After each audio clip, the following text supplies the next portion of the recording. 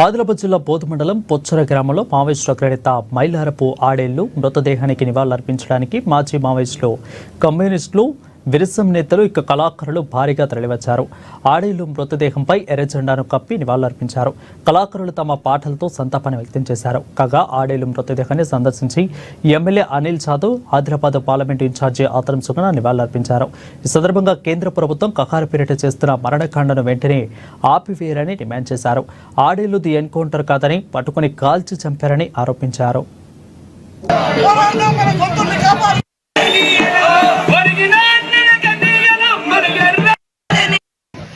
చేస్తున్నటువంటి కుట్రని ఖండిస్తున్నాం. ఎందుకంటే ప్రజలను కానీ, మావోయిస్టులను కానీ, పోలీసులను కానీ ఎవరిని చంపేటువంటి హక్కు ఎవరికి లేదు. భారత రాజ్యాంగం ఇచ్చినటువంటి ఆ రాజ్యాంగం ప్రకారమే చట్టరీత్యా మనం శిక్షించాలి. కానీ చట్టాన్ని చేతిలోకి తీసుకొని ఈరోజు కేంద్ర ప్రభుత్వం, బీజేపీ, మోదీ, అమిత్ షా గారు చట్టాన్ని చేతిలో తీసుకొని ఇలా ఏకపక్షంగా ఎన్కౌంటర్ చేయడం అనేది దారుణమైనటువంటి విషయం. వాళ్ళు వెంటనే మేము శాంతి చర్చలకు సిద్ధం, శాంతి చర్చలకు మమ్మల్ని పిలవండి, మా డిమాండ్స్ పెడతామనేసి 5 సార్లు లెటర్ పంపించినా కానీ శాంతి చర్చలకు పిలవకుండా మరి దొరికినట్టు ఎన్కౌంటర్ చేయడం అనేది ఇది నిజంగానే ఇది ప్రజలకే విరుద్ధంగా పనిచేస్తున్నది మరి బీజేపీ ప్రభుత్వం.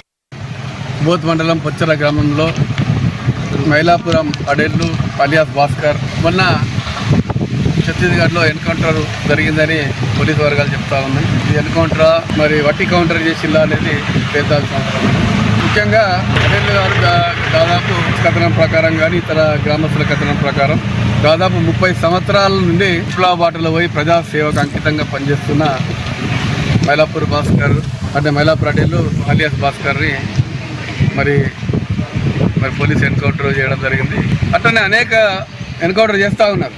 బీజేపీ కేంద్రంలో వచ్చిన తర్వాత 10 ఏళ్ళేమో మతం మీద పోయింది. మతం, కులాలు, హిందూ, ముస్లింలు, దళితుల మీద దాడులు, గిరిజనుల మీద దాడులు, అనగాడిన ప్రజల మీద దాడులు చేస్తూ ఆఖరికి ఏమైందంటే అడవిలో